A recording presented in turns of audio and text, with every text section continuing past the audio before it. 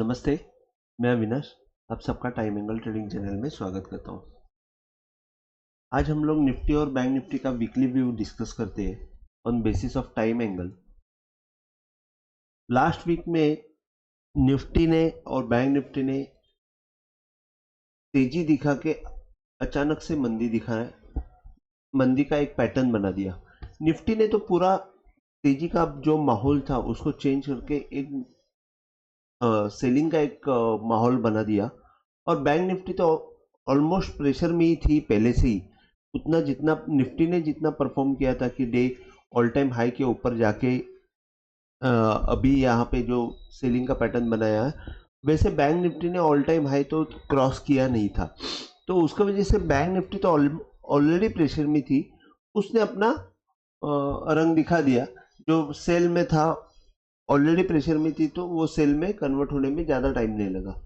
लेकिन निफ्टी ने यहाँ पे वापस एक बार वही पैटर्न जो मैंने यहाँ पे आपको बताया था, मतलब आपको याद रहेगा तो 2 अगस्त 24 को मैंने यहाँ पे एक वीडियो डाला था कि 23,900 तक निफ्टी जाएगी। और नेक्स्ट डे सेलिंग पैटर्न के हिसाब से वो नेक्स्ट डे ही उसने 23,900 दिखा दिया, और मैंने एक्सपेक्ट नहीं किया था कि इतने फास्ट आएगा, और वैसे वो हो गया। अब वही सेम पैटर्न, जैसे ये लो के नीचे ये लो मारा और ये हाई को क्रॉस करके यहाँ पे एक सेलिंग पैटर्न बना दिया, वैसे ये लो के नीचे ये लो मारा और ये हाई को क्रॉस करके ये यहाँ पे एक सेलिंग पैटर्न बना रहा है।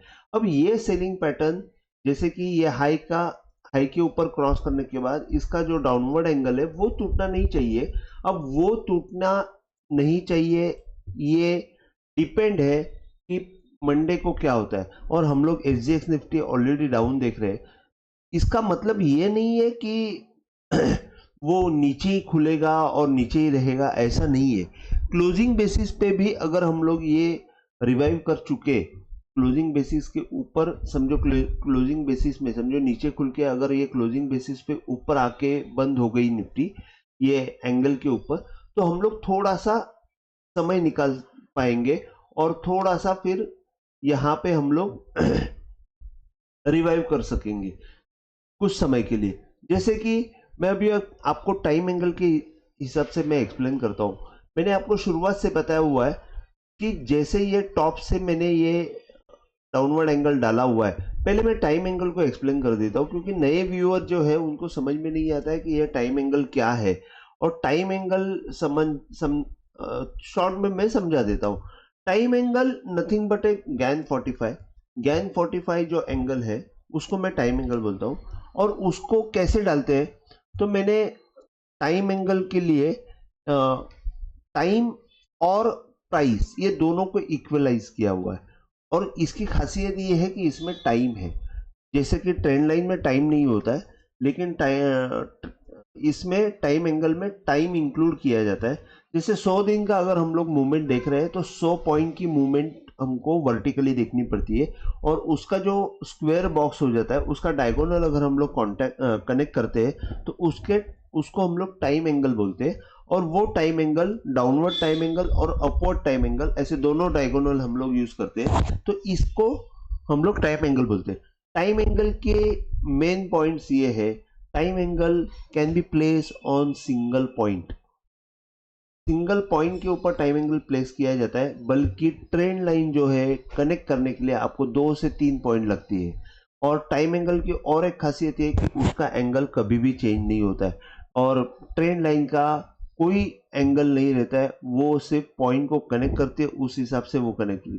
तो ट्रेंड लाइन और टाइम एंगल इसमें बहुत डिफरेंस है। टाइम एंगल से हम लोग इन फ्यूचर में आने वाले ब्रेकआउट्स और जो डेट्स है वो भी हम लोग फाइंड आउट करते हैं, डिपेंड ऑन योर नॉलेज। तो इस हिसाब से मैं टाइम एंगल को मैंने आपको एक्सप्लेन किया हुआ है। तो ये डाउनवर्ड टाइम एंगल है और ये अपवर्ड टाइम एंगल है। तो डाउनवर्ड टाइम एंगल जो है, जैसे मैं लास्ट वीक का अगर आप वीडियो देखेंगे, लास्ट टू लास्ट वीक का वीडियो देखेंगे, मैंने ये टॉप से जो डाउनवर्ड टाइम एंगल डाला हुआ है, वहां से गैन फैन जब मैंने डाला था, मैंने आपको एक क्लियर कट बात बताई थी कि ये गैन पैन को मैंने जब डाला था तो मैंने बोला था कि ये 1/3 मतलब ये 1/8 का एंगल है, 1/4, 1/3, तीसरा जो एंगल है उसके ऊपर जब तक जाएगी नहीं तब तक निफ्टी हमको स्ट्रांग बनेगी नहीं। और उसके ऊपर जब 24,700 के ऊपर निफ्टी निकल गई तो वहां से 25,300 तक की मूवमेंट हमको मिल गई, निफ्टी में एक अच्छी खासी तेजी मिल गई। अब वहां से वापिस एक बार नीचे की तरफ आ गई। अब जैसे कि मैंने एक्सपेक्ट नहीं किया था कि इतना जल्दी ये सेलिंग हो जाएगा। अगर हम लोग यहाँ से हाई से अगर अपवर्ड एंगल डालते तो वहां पे ही जाके ये अटक गई। तो ये जो अपवर्ड एंगल के ऊपर क्लोजिंग देने में ये सक्सेसफुल नहीं रहा। मुझे लगा कि ये भले ही सक्सेसफुल नहीं रहा है, ये वापस एक बार सक्सेसफुल मतलब नीचे आके वापस एक बार अटेम्प्ट करेगा और उसमें सक्सेसफुल हो जाएगा, लेकिन उस हिसाब से हुआ नहीं और वापस एक डाउनवर्ड मूवमेंट आ गई और वो बहुत जोर से फास्ट मूवमेंट आई। और वो फास्ट मूवमेंट आने के बाद सिनेरियो पूरी तरह चेंज होने को हो गया। अभी जैसे कि अगर हम लोग विद द टाइम एंगल और गैन पैन के हिसाब से पर्सपेक्टिव से देखते हैं तो अभी सपोर्ट्स आपको कहां पे मिलेंगे। तो सपोर्ट जो है अभी यहाँ पे देखिए, मैंने आपको 1/3 का जो पॉइंट बताया था, 1/3 का पॉइंट और ये 1/2 का चैनल। अभी जैसे यहां से ये ऊपर जाके जब नीचे आया है तो 1/2 का सबसे बड़ा सपोर्ट रहेगा, दैट इज अराउंड 24,600। और 24,600 ये जो पॉइंट है ये जब तक टूटता नहीं है तब तक हम लोग थोड़ा सा अश्योर्ड हो सकते हैं कि बहुत जल्द फास्ट मूवमेंट नहीं आएगी। अगर 24,600 के नीचे अगर फिसल जाती है निफ्टी तो हम बहुत जल्दी 24,100 तक की तरफ जाएंगे। और 24,100 मतलब ये जो नीचे से जो डाउनवर्ड एंगल आया हुआ है, अपवर्ड एंगल आया है, वहां तक हमको बहुत फास्ट मूवमेंट मिल सकती है 24,100 तक की। अभी ये मैंने ऊपर से मैंने आपको गैन पैन का पॉइंट बताया 24,600 का। अगर हम लोग सेम अगर गैन पैन बॉटम से डालते हैं तो बॉटम से डालने के बाद आपको एक बात बता देता हूं कि जब तक 1/3 टूटता नहीं तब तक अगेन हम लोग वही बात कर सकते हैं कि 1/3 जब तक टूटता नहीं तब तक हमको सपोर्ट मिलने की आशा रहेगी। और 1/3 का जो पॉइंट है अगेन 24,600 का ही पॉइंट है। तो 24,600 बहुत इंपॉर्टेंट पॉइंट रहेगा जहां से हमको सपोर्ट मिलके ऊपर की तरफ आएगी। लेकिन 24,600 आने के बाद 24,850 ये एक रेजिस्टेंस का पॉइंट रहेगा और रेजिस्टेंस के पॉइंट के बाद 24,850 और ऊपर में हमको 25,090 एक बहुत बड़ा हर्डल रहेगा। मतलब अगर देखते हैं तो ये जो पॉइंट है ये तो इंपॉर्टेंट रहेगा, मतलब 24,840 850, क्योंकि ये डाउनवर्ड एंगल के नीचे ओपन होने के बाद डाउनवर्ड एंगल क्रॉस होना चाहिए और वहां पे ऊपर स्टेबल होनी चाहिए निफ्टी, तो ही हम लोग ऊपर एक्सपेक्ट कर सकते हैं और अगेन इसमें आ जाएगी तो ऊपर जा सकती है। लेकिन अगर ये ऊपर नहीं गई तो और डाउनवर्ड एंगल के अंदर ही रह गई तो हमको यहाँ पे थोड़ा सा प्रेशर महसूस होने चालू हो जाएगा। 24,600 में भी रुक गई तो भी एक दो दिन भी अगर यहाँ पे रुक गई तो हमको फिर टेंशन आना शुरू हो जाएगा और वापस हम लोग फिर नीचे की तरफ 24,100 की तरफ जा सकते हैं। तो मेरा कहना यह है कि निफ्टी में हमको अभी ऊपर की तरफ 24,100 25,100 एक बहुत बड़ा रेजिस्टेंस की जैसे काम करेगा, नीचे में 24,600 बहुत अच्छा सपोर्ट का पॉइंट रहेगा, जिससे हम लोग एक्सपेक्ट कर सकते हैं कि कुछ टाइम के लिए होल्ड होना चाहिए निफ्टी।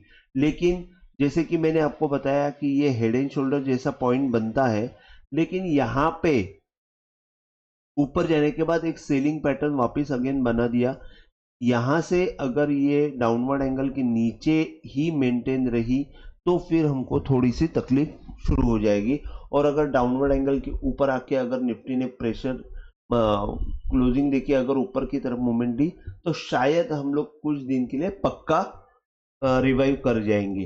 तो ये मैंने निफ्टी और निफ्टी का आपको बताया कि नीचे में 24,600, उससे नीचे अगर टूटी तो 24,100 तक भी निफ्टी जा सकती है और ऊपर की तरफ अभी हमको 2500 का एक स्टिफ रेजिस्टेंस रहेगा। 2500 जो है वो प्रीवियस हाई भी है, अंदाज से प्रीवियस हाई 24,956 है, तो आप पकड़ के चलिए कि वही पॉइंट पकड़ के चलिए तो 2500 2500 ही पकड़ के चलिए क्योंकि वो ज्यादा इंपॉर्टेंट है। और सॉरी, ये तो हाई, प्रीवियस हाई जो है 25,078 है, तो मैंने गलती से वो 24,956 पकड़ा था, लेकिन 25,100 ही इंपॉर्टेंट पॉइंट है और ये सब पॉइंट निफ्टी में इंपॉर्टेंट है। तो मेरी आप सबसे रिक्वेस्ट ये रहेगी कि आप एफएनओ पोजीशन में थोड़ा सा संभल के काम कीजिए। निफ्टी में डायरेक्ट इफेक्ट मेरे ख्याल से उसमें नहीं आएगा। एफएनओ पोजीशन में डायरेक्ट इफेक्ट आएगा, लेकिन स्टॉक्स में जो लंबे अवधि के लिए हम लोग लेते हैं वहां पे अभी भी डरने की जरूरत नहीं है। वहां पे अगर कुछ रहेगा तो मैं अपडेट करूंगा। उसके बाद में हम लोग बैंक निफ्टी देखते हैं। बैंक निफ्टी में क्या हुआ है, मैंने ऊपर से ही जब डाला था हाई से, जैसे मैंने अपवर्ड एंगल को सॉरी, मैं आपको पहले दिखा देता हूं। ये हाई से मैंने डाउनवर्ड एंगल जो डाला था, वहां से जब अगर मैंने ये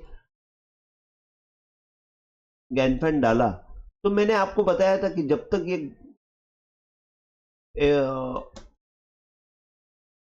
1/3 एंगल जब तक क्रॉस नहीं होता है तब तक हम लोग पूरी तरह कंफर्म नहीं हो जाते कि बैंक निफ्टी बाय हो जाएगी। और 1/3 का जो पॉइंट था वो अंदर से 52,200 के आसपास था, लेकिन बैंक निफ्टी 51,700 के आसपास जाके 750 के आसपास जाके वापिस एक बार नीचे की तरफ मूवमेंट उसने दे दी।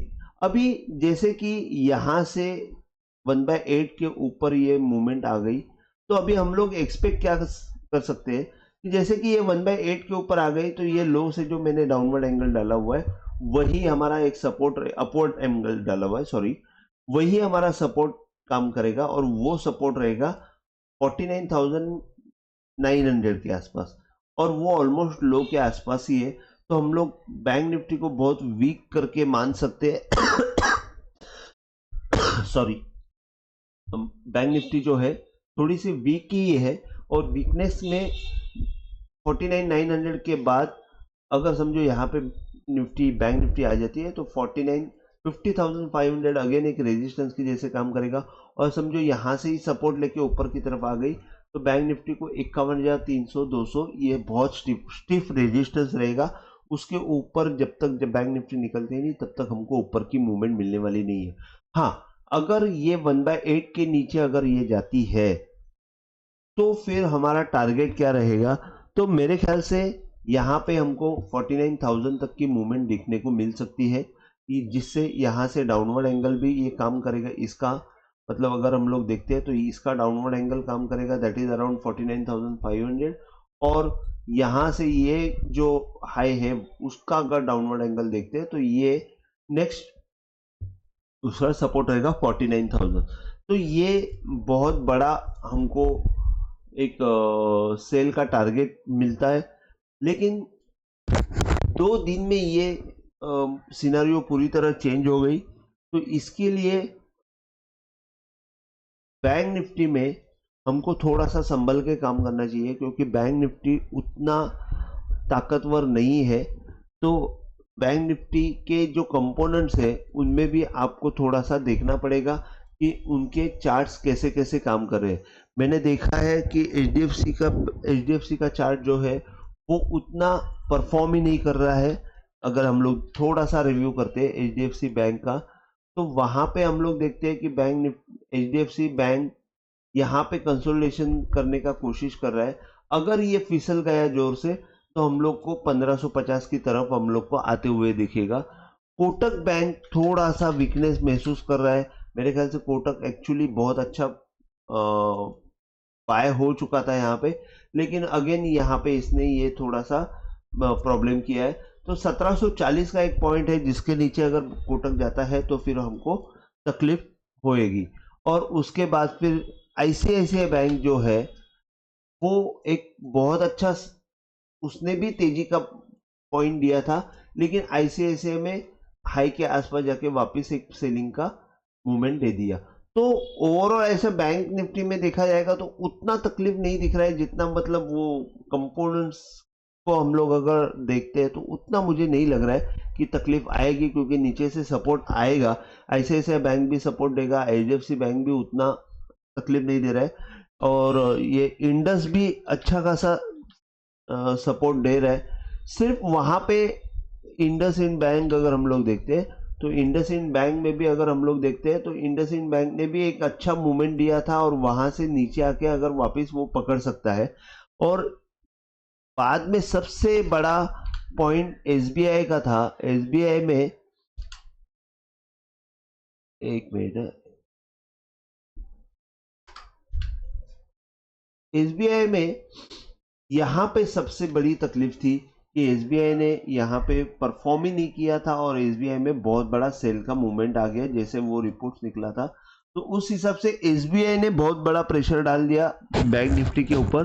तो हमको बैंक निफ्टी में यहाँ पे सबसे बड़ी तकलीफ सिर्फ एसबीआई से है, बाकी मुझे ऐसे नहीं लगता है। लेकिन फिर भी मुझे ऐसा लग रहा है कि बैंक निफ्टी में अगर हम लोग देखते हैं तो नीचे से सपोर्ट हमको 49,900 के आसपास से मिल सकता है। तो वहां से अगर हम लोग देखते हैं तो 49,900 का जो सपोर्ट है वहां से हम लोग वापस एक बार थोड़ा सा ऊपर की तरफ 50,500 और 51,300 तक की मूवमेंट देख सकते हैं। मेरे ख्याल से ये 49,900 भी कुछ दिनों के लिए हमको सरवाइव करने के लिए हेल्प करेगा। और कुछ दिनों के लिए ये ऐसे दो तीन बार मैंने डायलॉग मारा है तो उसका मतलब डायरेक्टली कनेक्टेड टू 18 सितंबर को जो बैंक निफ्टी 18 सितंबर को जो अमेरिका रेट रिड्यूस करने वाला है उस वक्त क्या सिनेरियो बनता है वो हमको देखना है। जैसे ही रेट रिड्यूस होता है वहां पे हमको तेजी की मूवमेंट मिलती है कि मंदी की मूवमेंट मिलती है, वहां से हमको डिसाइड होने वाला है एक्चुअल ट्रेंड। तो फिलहाल तो अभी हम लोग ट्रेलर देख रहे हैं, आगे क्या होता है हम लोग देखेंगे। आज के लिए बस इतना ही। अगर वीडियो पसंद आया तो प्लीज लाइक कीजिए, शेयर कीजिए और सब्सक्राइब कीजिए। जय हिंद, थैंक यू।